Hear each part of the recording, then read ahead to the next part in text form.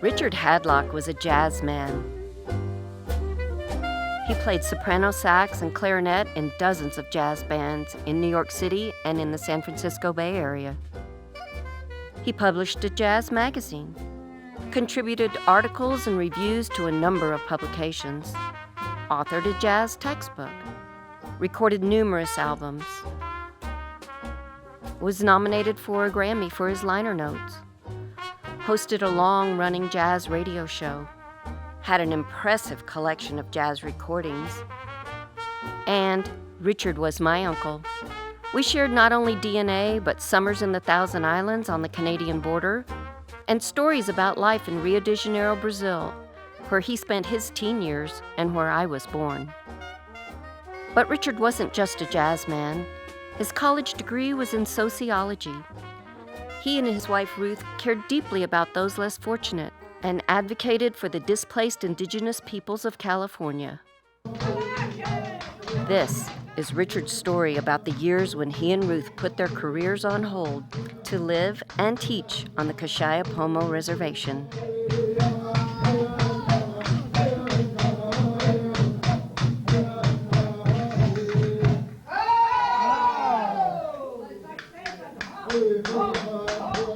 I'm Richard Hadlock, and I lived in this house for 4 years while I was teaching in the next door school. It's a one-room school on the Kashaya Reservation in Northern California.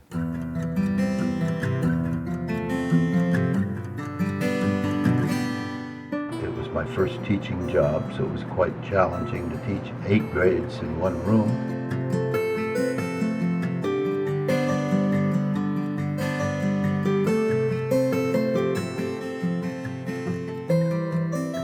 Ruth, who was a children's librarian, was helping out, especially organizing the little library we had. So it was that we started teaching in 1965 and stayed for 4 years. And the children virtually began to seem like our own kids because we were so involved in their education and their home life. And frequently they came to this house just to visit after school.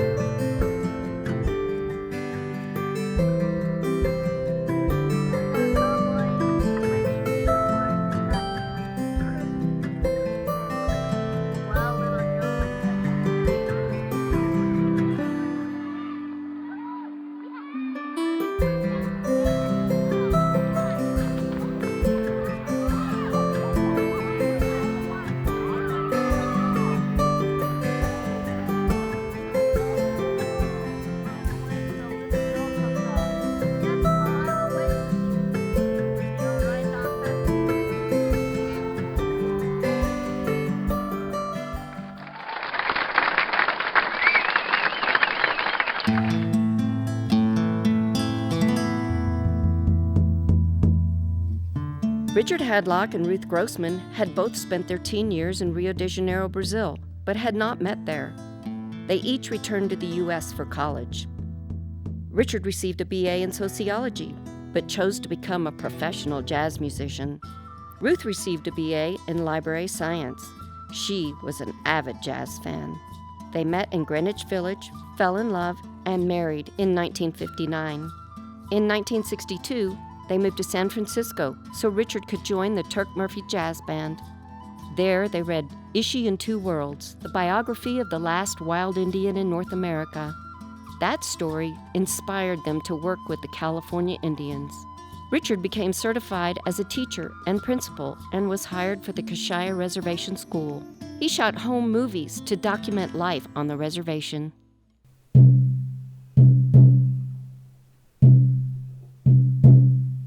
The ancestral homelands of the Kashaya Pomo were located in present-day Sonoma County, starting at the rocky coast and continuing up through the lush forests for several miles. First contact with non-indigenous peoples occurred in 1811 when Russian seal hunters sailed into the area and established Fort Ross on the coast. After the Russians abandoned the fort, A general store was built nearby, and the area became known as Stewart's Point.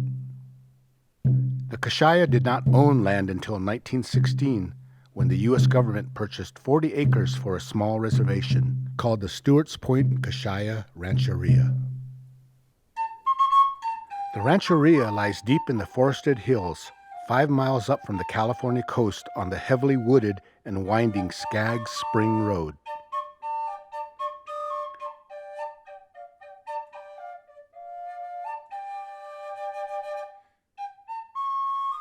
When Richard and Ruth moved to the rancheria in 1965, it was an isolated hideaway with no running water, no phones, and limited resources. The village was home to about 20 families who lived in small wooden houses gathered near the roundhouse, the center of their indigenous religious life.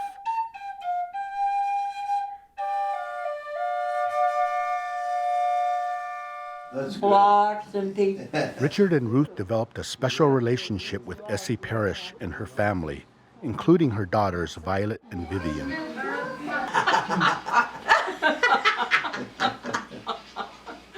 Remember? That looks like a little parish. Yeah. That's wonderful. Essie Parrish was a shaman and the spiritual leader of the Kashaya Pomo during the 1960s. She was known as a dreamer and a traditional healer as practiced in the native Bole Maru religion. Essie strongly believed in the importance of education for her people, as well as the importance of preservation of their native cultural traditions and language. She was also well known and respected as an expert basket maker. I'm the daughter of Essie Nellie Pinola Fisk Parrish. Her famous thing was what she told you, know who you are. You're an Indian, and don't be ashamed to say you're Indian, because it's great to be an Indian. I had to respect my mother's teaching. Like she used to say, one of the things you need to do is learn your language, learn your history, learn your genealogy, learn about the culture.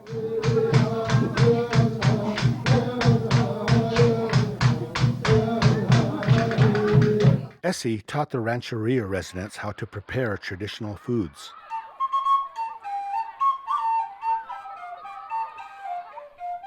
Acorn mush and tup-tup, a flatbread of acorn flour similar to a tortilla, were a part of the traditional Kashaya diet.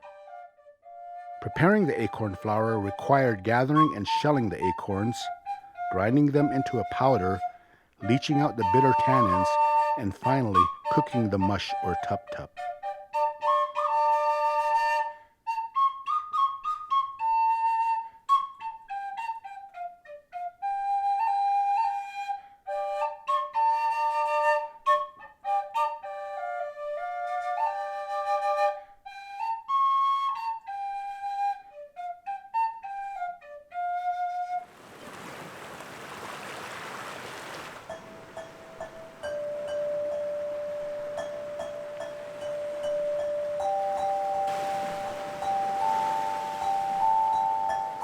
A traditional Kashaya meal might also include fish, abalone, mussels, and marine mammals, plus a variety of dried sea plants.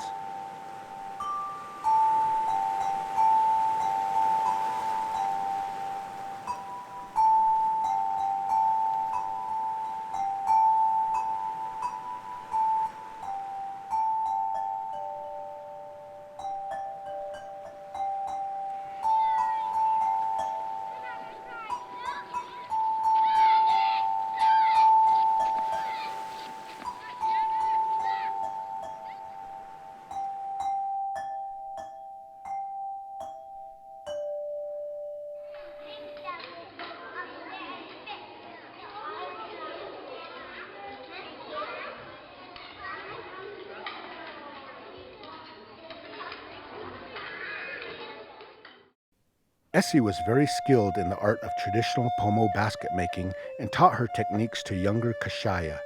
These intricate baskets were woven from woolly sedge grass and bulrush roots, redwood bark, and willow and redbud branches. In her demonstration, Essie and her helpers first gather sedge roots. She takes care not to damage the roots, often using a traditional wooden digging stick. After gathering, roots will be soaked for 2 days and then aged for 2 months. Next, the roots are groomed and smoothed. Essie often used her teeth in the process. Finally, the basket is started with a knot, each knot fashioned in a style unique to the basket maker. After weaving, baskets are decorated with beads, quills, shells, and feathers. Traditionally, the baskets were used for cooking, gathering and storing food, trapping fish or animals, as toys, cradles, and gifts, and for ceremonies. I remember Mom telling me, learn about your religion.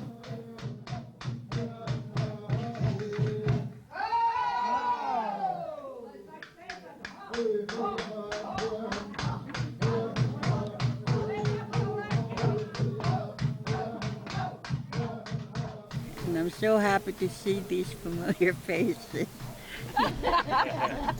This is our meal, welcome in the spring. It's our law of reciprocity so that we can gather berries and things from the land, and we do our 4 nights of praying and show our thankfulness for the things that are put on this land for us to gather, and all of those things we remember at this time. Thank you, you young people. I would say learn about your history. Learn about your culture. Learn about your religion. Oh, ya ke kamsedu majihenj ishkan. Ya ke maatol do. Mi ke amacho shibawi, mi ke amacho choshoweya.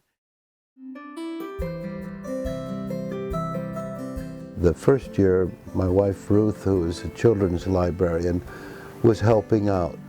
In the middle of that first year, she said, you know what's missing is a plan for the pre-first grade children right here. And maybe we can offer something in our kitchen, which is just behind this door. So we bought a table that would raise up for us and come down lower for the children. And I think we had half a dozen kids coming to begin a preschool. She also got very interested in getting a Head Start program going. So I'd like to introduce Ruth and let her tell the story. What we saw was needed was a program to introduce the younger children and have them ready to start first grade.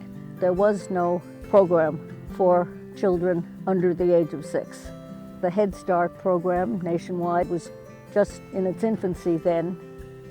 We decided that Head Start would be a wonderful thing for the children. I read up as much as I could on what the Head Start concept was all about, getting children ready to be successful in school, and we started a preschool in the house.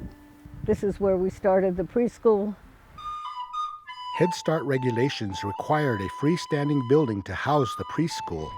Richard and Ruth worked tirelessly to acquire federal funding to pay for that building. The Rancheria residents also worked hard to turn that goal into a reality. They cleared and leveled the land, placed piping and a septic system in the ground, and soon a speed space building was delivered and erected on the site. Head Start also required a phone in the building, but there were no phone lines on the reservation. Ruth spent hours on a payphone in the not-so-nearby town of Walala, insisting that the local phone company install a phone.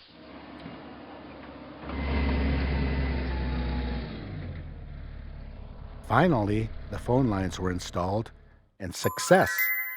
The Head Start preschool program was up and running. It ran from about 10 in the morning until noon. We didn't have much, if any, equipment, a few sort of hand-me-down things, but We always had plenty of books for me to use to read to the children, many of whom did not have books at home and had very little exposure to the fun of reading. We did art projects, we played games, we occasionally went on little field trips down to the other end of the reservation, perhaps to gather acorns. We also wanted the Kashaya children to see how valuable their own traditions and their own culture were, and also for the non-Indian children who came into the program from the surrounding communities to see a very rich tradition. We wanted the parents to feel involved in both the Head Start culture and the local Native American California Indian culture. We had not only standard school-type meals, but meals where they ate local fish, acorn mush, apples from the remains of an apple orchard. We really tried to introduce the most interesting things, the things that would mean the most to young children. One of our field trips was to Fort Ross, where Russians had established an outpost. It was important to take the children to Fort Ross because the history of the Kashaya Indians and the Russians who built the beautiful fort that is such a tourist attraction today. There were warm relationships between some of the Russians and perhaps Aleuts who came down from Alaska and some of the Indian women, some of whom went back actually to Russia. It was important, I think, for them to realize that it was not the isolated community that some might have thought, that it was a very rich culture with many strains, the Russian with the Aleut, as well as with the Kashaya Pomo people.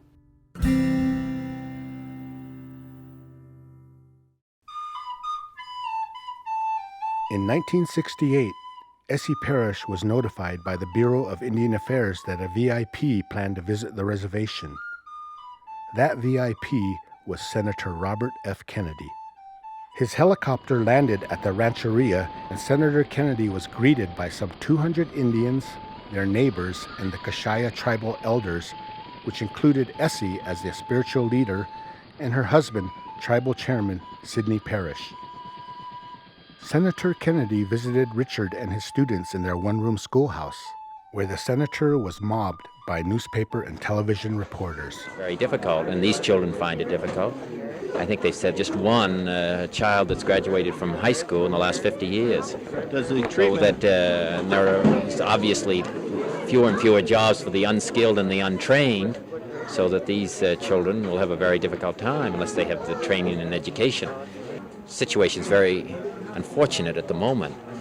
It's not just a question of expenditure of funds, it's a question of the interest by the state and by the federal government in the Indians. And secondly, it's also going to be a major effort by the Indians themselves. No question that the Indians have been the ignored part of our population.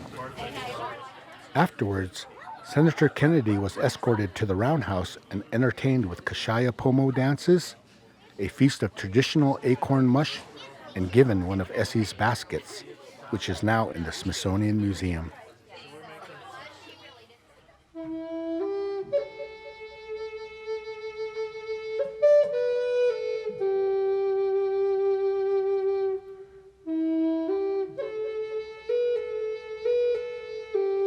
The Kashaya did not escape their own tragedy.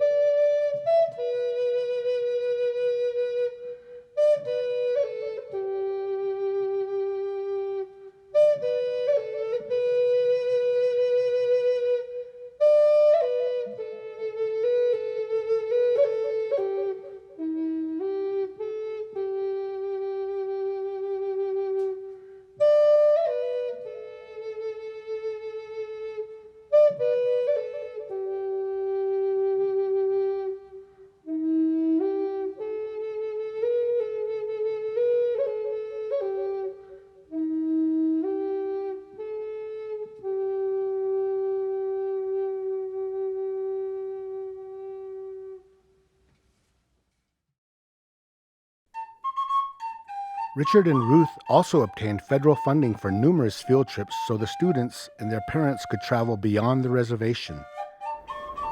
During their 4-year tenure, trips were arranged to sites meaningful to Native American culture throughout the states of California and Arizona.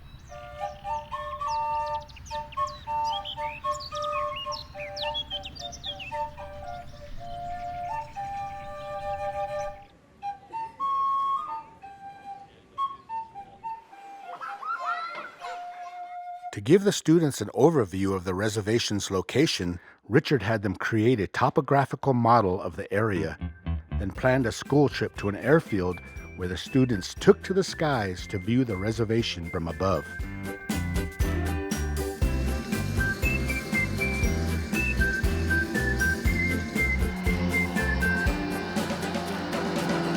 Afterwards, the pilots thrilled them all with an air show.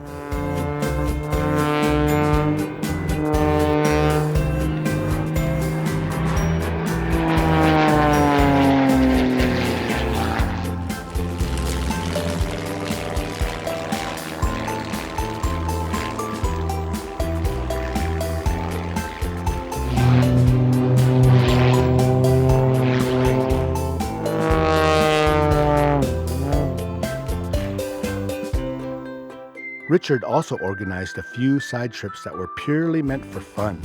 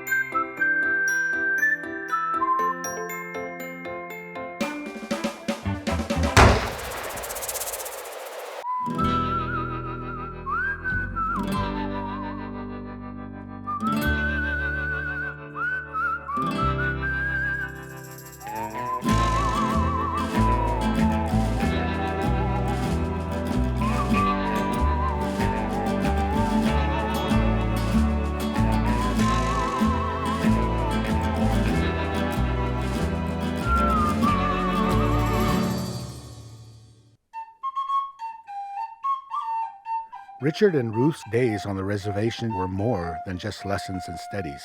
They often piled the children into their Land Rover to visit a nearby swimming hole.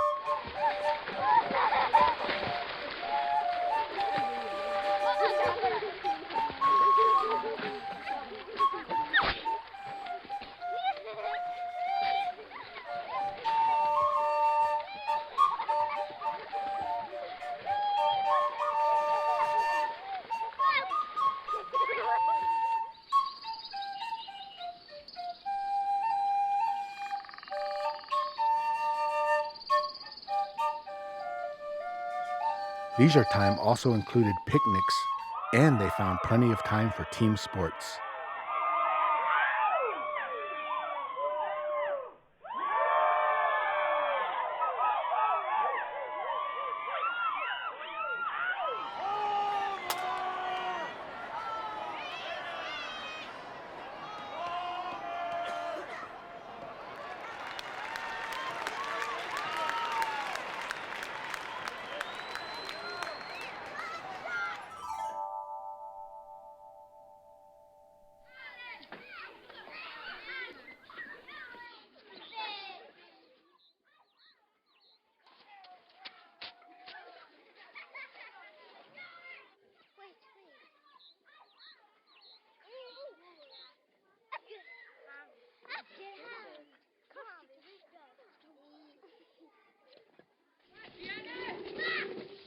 A favorite site for the reservation children was called the Opening.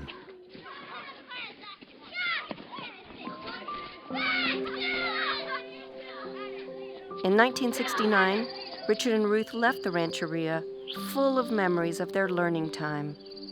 It was not in Richard's nature to detail the contributions they'd made while living with the Kashaya, nor did he tell me all the reasons he'd chosen to title his film A Learning Time. But it was obvious that Richard and Ruth had learned a deep respect for the cultural traditions of the Kashaya Pomo, as well as the importance of preserving those traditions. And they'd found a special place in their hearts for the children of the reservation schools.